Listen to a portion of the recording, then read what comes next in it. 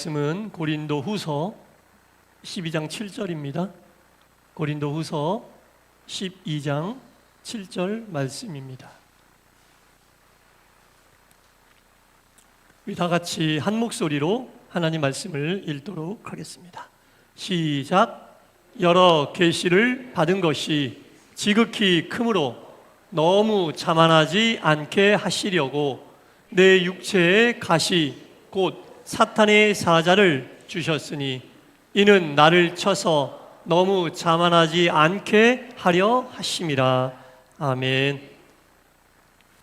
주일 2부 예배에 참여하신 여러분 모두에게 하나님의 크신 은혜와 평강이 충만히 임하시기를 간절히 축원합니다. 네. 오늘 본문에 보면요, 바울에게는 육체의 가시가 있었다라고 나옵니다. 육체의 가시. 이 육체의 가시라는 이 말을 놓고 이제 여러 신학자들이 과연 바울에게 있었던 육체의 가시가 뭘까? 이런 얘기들이 많이 있습니다. 어떤 학자들은 그 다메섹에서 사도 바울이 강력한 빛을 보고 시력을 3일 동안 잃었는데 그때 시력을 잃은 것에 대한 후유증으로 눈병이 심하게 평생 동안 사도 바울에게 있었을 것이다, 뭐 이렇게 얘기하는 학자들도 있고, 어떤 학자들은 평생에 얼마나 스트레스 받고 고민이 많았으며 생각할 게 많았겠는가, 사도 바울에게는 심한 편두통이 있었을 것이다, 이렇게 생각하는 사람들도 있고요. 또 어떤 학자들은 우울증이 굉장히 사도 바울이 심했을 것이다, 이런 다양한 이 바울이 이야기한 육체의 가시에 대하여 의견이 분분합니다. 근데 이 육체의 가시라고 하는 이 헬라어 성경 원문을 정확하게, 좀 더 정확하게 해석을 하면 육체를 노리는 가시다, 이런 뜻에 가깝거든요. 육체를 노리는 가시, 사도 바울의 육체를 노리는 가시가 있었다는 거예요. 사도 바울의 육체를 노리는 가시가 누구였겠는가? 바로 유대인들이라는 거죠. 사도 바울이 유대교를 배신하고 예수님을 전하는 사람이 되자 끊임없이 사도 바울의 육체, 곧 사도 바울의 생명을 노리는 사람들이 일생 동안 사도 바울의 곁에는 끊이지 않았다라는 겁니다. 이 미묘한 인간관계가 사도 바울의 육체의 가시였다라고 보는 견해도 있습니다.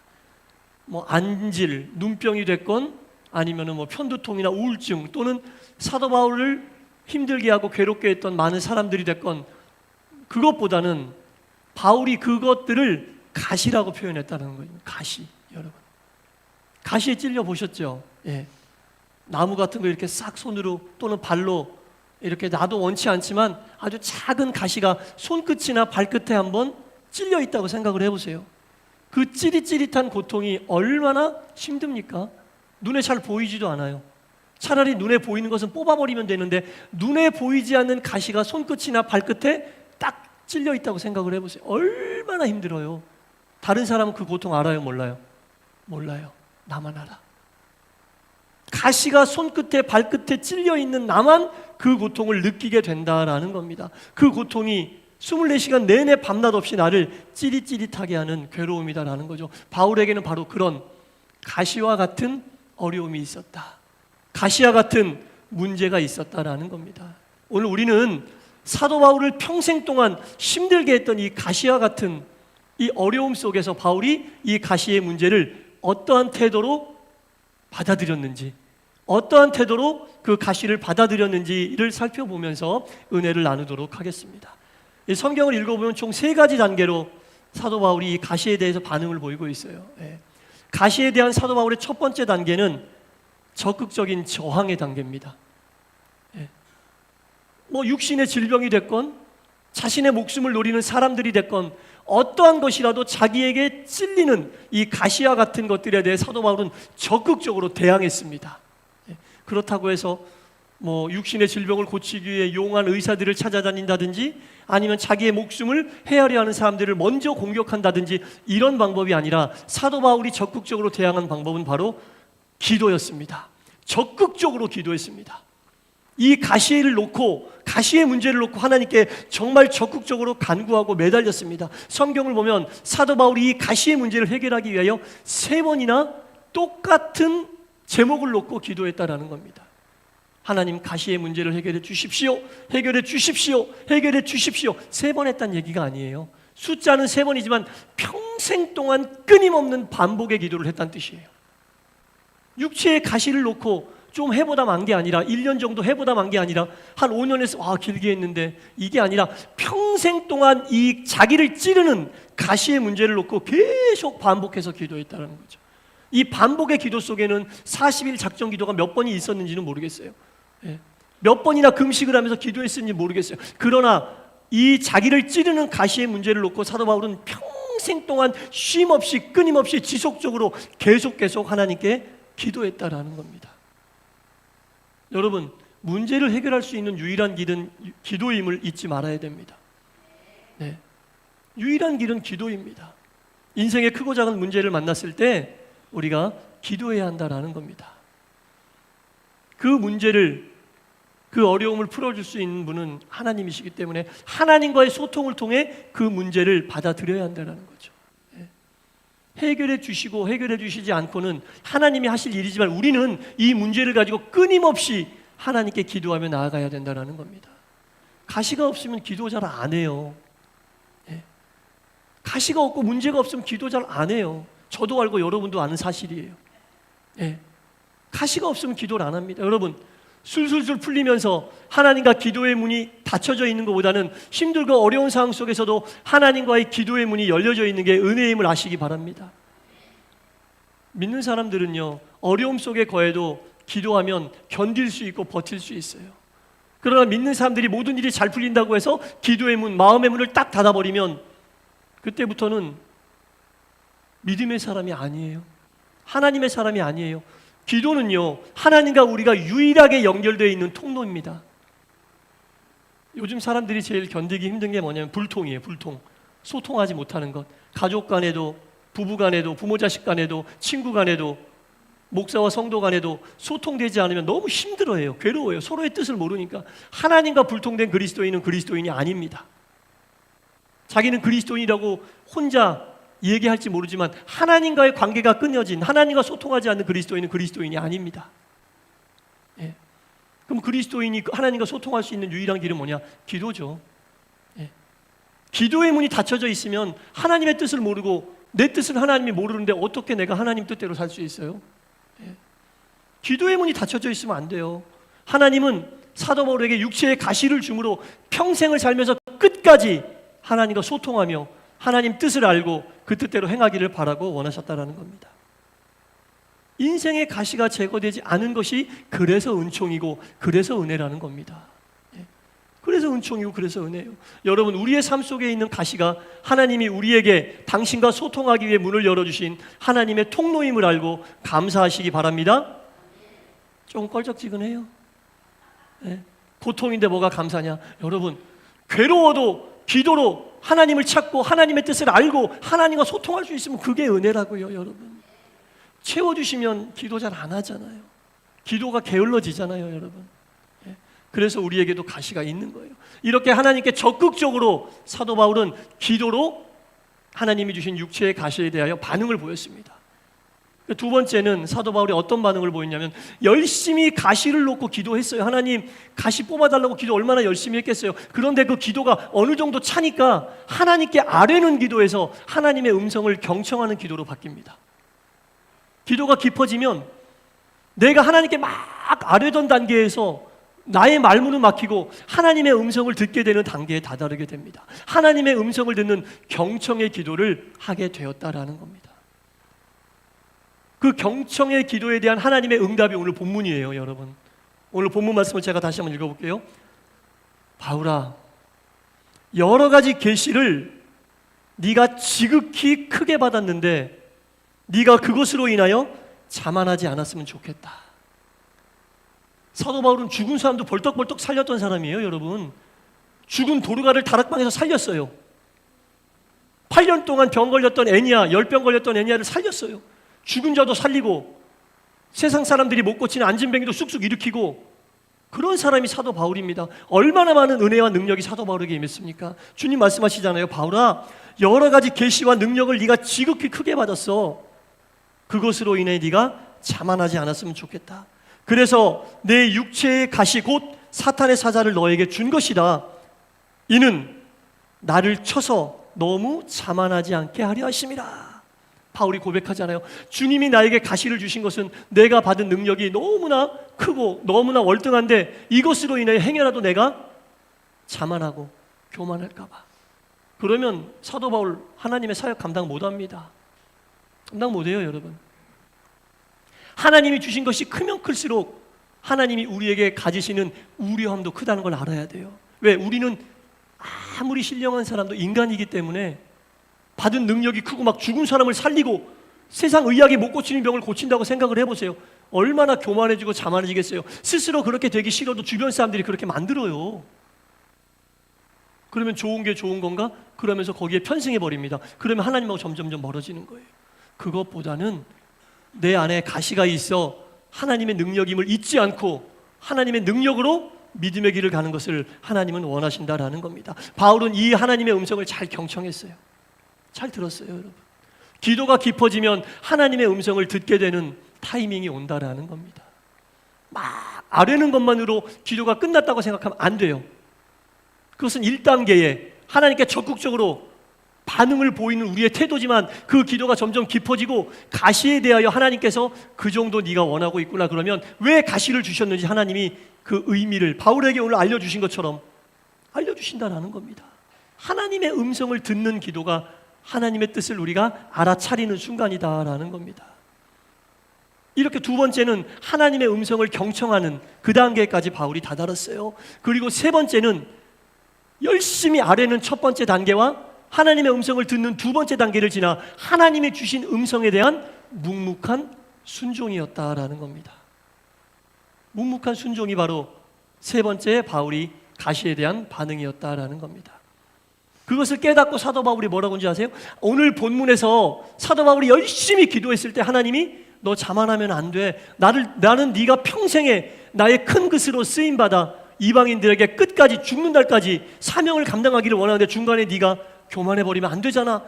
그래서 내가 너에게 가시를 준 거야. 이렇게 하나님이 응답하셨을 때 바울이 경청하고 그 다음에 바울의 고백이 본문 다음에 9절에 나와요. 제가 읽어볼게요.